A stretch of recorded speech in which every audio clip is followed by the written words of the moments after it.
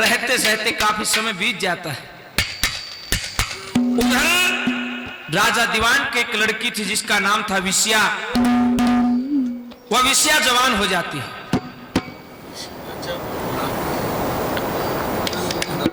राजा ने अपने राजपुरोहितों को दरबार में बुलाया कि मेरी लड़की के योग्य वर तलाश करो। निलवई यज्ञ होगा कि जरूर यज्ञ किया। जब प्रसाद निवारण का बांटने का टेम आया,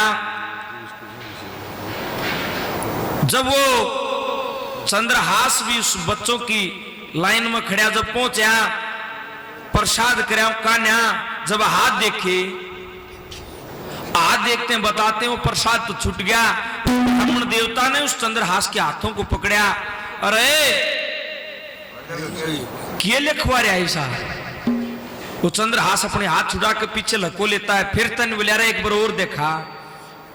राजा को बुलावा दिया कि महाराज हमारी तलाश समाप्त हुई,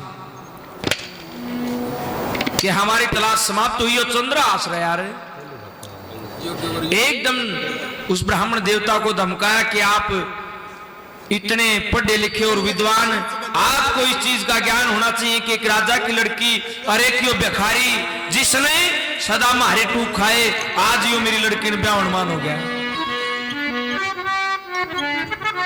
उन जल्लादों के सुपुर्द कर दिया कि जंगल बियाबान में ले जाकर इसको कत्ल कर दे।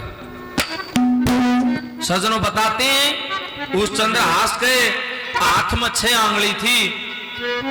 जब उस चंद्रहास को मारने के लिए तेगे उठाए, वो तेगे जमीन पे गिर जाते हैं। ये निर्दोष है। उसके हाथ की 6ठी आंगली काट ली, एक मृग को मार के उसकी आंख निकाल ली। न्यू कह दिया रे वापिस मत आइए, अगर वापिस आ गया तो हम भी मारे जाएंगे। तो भी वो जंगल बियाबान में कर आवे। उधर से कौन के राजा कुलंद घोड़े पे सवार होकर के चले। चंद्रहास को रोते हुए देखा, क्या करा दादा ने?